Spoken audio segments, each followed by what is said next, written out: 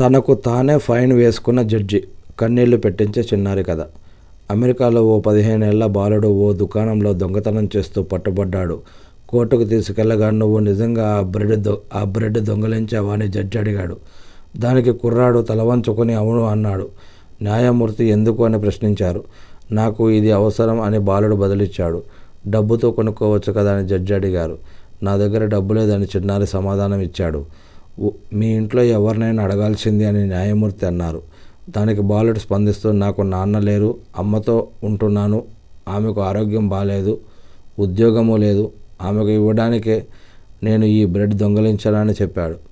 నువ్వు ఏదైనా పని చేస్తున్నావా అని జడ్జి అడగ్గా, కార్ వాష్లో పనిచేసేవాడిని, కానీ మా అమ్మను చూసుకోవడానికి నేను ఒకరోజు సెలవు తీసుకోగా వారు నన్ను పని నుంచి తొలగించారు అని బాలుడు అన్నాడు.